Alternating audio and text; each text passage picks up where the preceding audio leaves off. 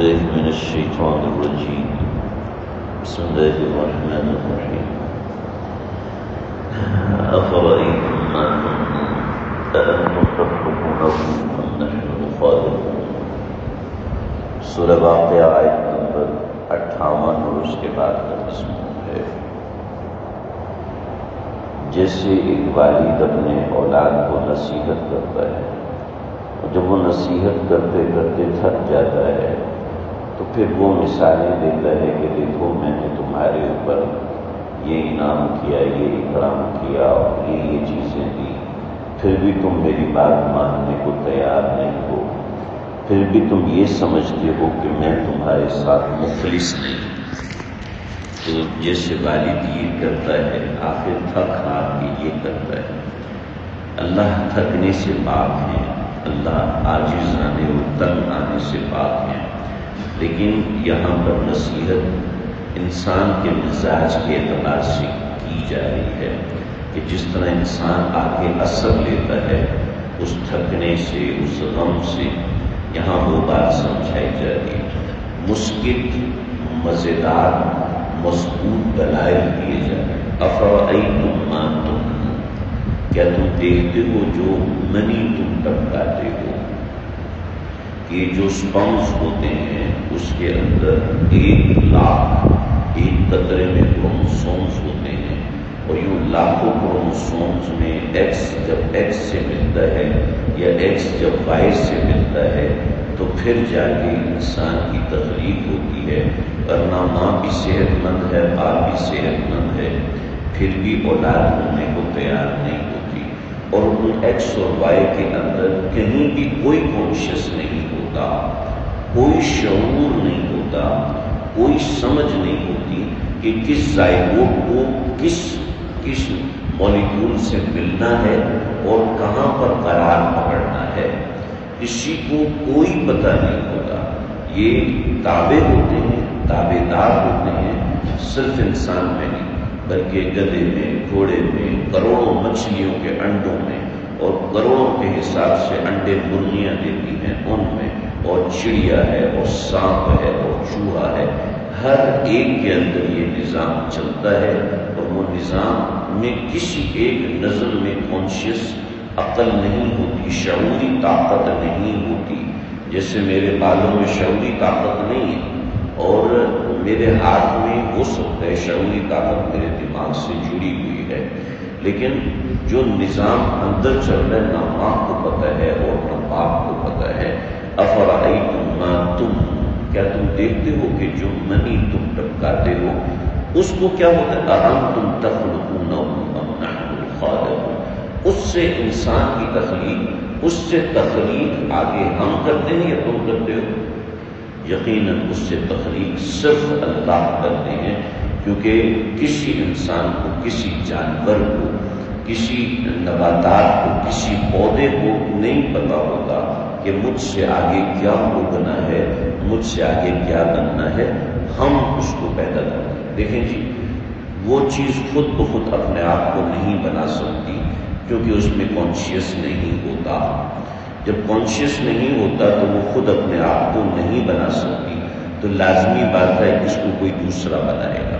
یہ بالکل ایسے کہ آپ 50 C-130 کو آسمان میں اڑائیں اور سب C-130 کو کے اندر ایک مقدار میں لوہا، ایک مقدار میں سیمنٹ، پانی اور سارا جو بجلی کی تاریں ہیں، پنکھے ہیں اور لائٹیں ہیں سب ڈالیں، اور پھر وہ اوپر سے نیچے پھینکیں تو کتنا فیصد چانس ہے؟ 0.0000001% بھی چانس ہے کہ اس سے بڑی خوبصورت مسجد بن جائے گی؟ نہیں، بالکل چانس نہیں۔ کسی چیز کا پیدا ہونا یہ سسٹم ان دا سسٹم ہوتا ہے، ایسے ہی انسان کا پیدا ہونا آٹومیشن نہیں ہو سکتا۔ ممکن نہیں ہے کہ میں یہاں سے گیند پھینکوں، ہو سکتا ہے کسی پنکھے کو لگ جائے، ممکن ہے، 100 میں سے 10 دفعہ لگ سکتی، 50 دفعہ لگ سکتی، لیکن میں گیند پھینکوں اور پھر وہ جا کے پنکھا بن جائے، ایسا ممکن نہیں، کیونکہ پنکھا بننا ایک سسٹم سے بنتا ہے، گیند لگ جائے گی اتفاق ہے، مگر کسی چیز کے بنانے کا پروسیجر ہے وہ طریقہ کار سے ہوتا ہے، ایسے ہی انسان کی مادہ منویہ سے انسان بنتا ہے، ایسے ہی جانور کے مادہ منویہ جرثومے سے جانور بنتا ہے، ایسے ہی بیج کے ایمبریو سے بیج بنتا ہے، درخت بنتا ہے، مگر وہ درخت کون اگاتا ہے؟ وہ ہم اگاتے ہیں۔ نحن قدرنا بینکم الموت، ہم نے صرف پیدا نہیں کیا بلکہ ہم نے مقرر کی ہے تمہارے اندر موت کو، وما نحن بمسبوقین، اور ہم اس کو پہلے کرنے والے نہیں ہیں، یعنی ہم ایسا نہیں ہے کہ پہلی مرتبہ کر رہے ہیں، بہت ساری چیز علی ان نبدل امثالکم، اور علی ان نبدل، کہ اس بات کے اوپر ہم بدلی کرتے ہیں تمہارے سامنے مختلف مثالیں، وننشئکم، اور تمہارے سامنے اگاتے ہیں، تمہارے سامنے پیدا کرتے ہیں، اس معاملے کے اندر ما لا تعلمون، جس کو تم جانتے نہیں ہو، یعنی جس معاملے کو تم جانتے نہیں ہو اس معاملے کو ہم کر رہے ہوتے ہیں۔ وَلَقَدْ عَلِمْتُمُ النَّشْأَةَ الْأُولَىٰ، اور تم کو پتہ ہے کہ تم کو ہم نے پہلے کیسے پیدا کیا تھا، جب تم کو پتہ ہے کہ ہم نے تمہیں عدم سے وجود میں لایا تھا، یعنی ڈی این اے کا اسٹرکچر کہاں سے بن کے آیا تھا، ایک عدم چیز تھی، اندھیرا در اندھیرا تھا، وہاں پودے کا ڈی این اے بنا، وہاں جانور کا ڈی این اے بنا، وہاں انڈے کے اندر ڈی این اے بنا، تو فلولا تذکرون، تمہیں سمجھ کیوں نہیں آتی؟ سمجھو تو صحیح کہ اس کے پیچھے ایک نظام ہے، تم ایسے فضول پیدا نہیں ہوئے۔ افرأیتم ما تحرثون، یہ تو ایک مثال تھی، پھر افرأیتم ما تحرثون، کیا تم دیکھتے نہیں ہو کہ تم کھیتی کرتے ہو؟ اانتم تزرعونہ، کیا تم اس کو اگاتے ہو؟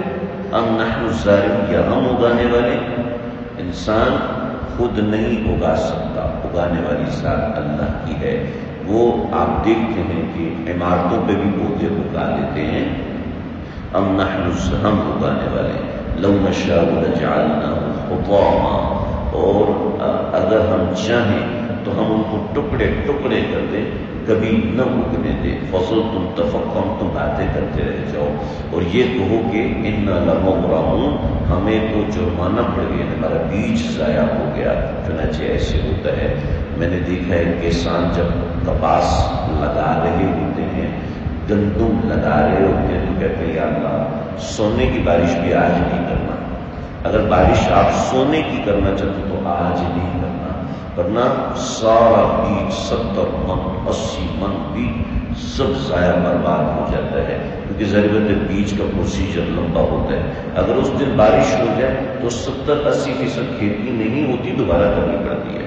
تو اگر ہم چاہیں، یہ کھیتی کی باتیں ہیں، چونکہ ہمارے خاندان پورا کھیتی باڑی میں رہا ہے، ہمارا پورا خاندان آج بھی کسان ہے، تو کوئی تل کی فصل کاشت کر رہے ہیں، کوئی بادام لگا رہے ہیں، کوئی کچھ لگا رہے ہیں۔ یہ ہے کہ جب وہ کھیتی لگا رہے ہوتے ہیں اس وقت ان کو بڑا ڈر لگ رہا ہوتا ہے کہ بڑا مسئلہ ہے، اور جب کاٹ رہے ہوتے ہیں اس وقت بھی بڑا مسئلہ ہوتا ہے۔ انا لمغرمون، بھی ہم تو نقصان میں چلے گئے، بل نحن محرومون، بلکہ ہم محروم ہو گئے۔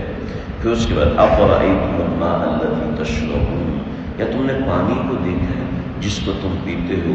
اانتم انزلتموہ من المزن، کیا تم اس کو بادل سے اتارتے ہو؟ ام نحن المنزلون، یا ہم اتارتے ہیں؟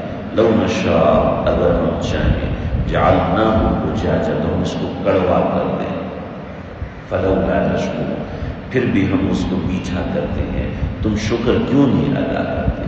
یعنی ان چیزوں کا اللہ نے تمام ہم سے مانگا کہ ہم ان چیزوں کا شکر ادا کریں۔ پھر ایک اور مثال، افرأیتم النار، کیا تم نے آگ کو دیکھا؟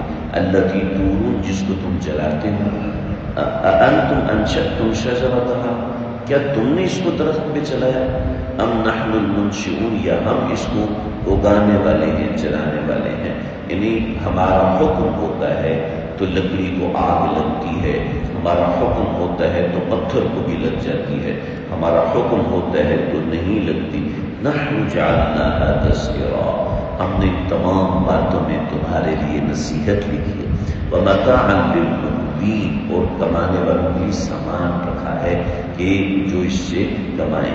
چنانچہ ان سب کو چاہیے فسبح بسم ربک العظیم، تسبیح کریں اپنے پروردگار کی جو کہ بہت عظیم ہے، جو بڑا طاقتور ہے، اس کی تسبیح کریں۔ یعنی اہل ایمان جب ان نعمتوں کو دیکھیں تو تسبیح کریں۔ تسبیح کہتے ہیں سبحان اللہ پڑھنے کو، تسبیح کہتے ہیں کوئی بھی ذکر کرنے کو تسبیح کہتے ہیں، مگر تسبیح کا سب سے پہلا درجہ ہے سبحان اللہ، پھر دوسرا درجہ ہے الحمدللہ، پھر تیسرا درجہ ہے اللہ اکبر۔ لہذا کبھی بھی اللہ کی نعمتوں کو دیکھیں تو واو اور بیوٹیفل کہنے کے بجائے سبحان اللہ کہنا چاہیے، اللہ کا شکر ادا کرنا چاہیے، اور یہ کلمات ادا کرنے چاہیے جس میں اللہ کی تعریف ہو۔ اور بقیہ ان چیزوں میں نصیحت، ان چیزوں کے اندر جو چیزیں ہیں بہت بڑی ہیں، مختصر میں نے عرض کر اللہ سمجھتا ہوں۔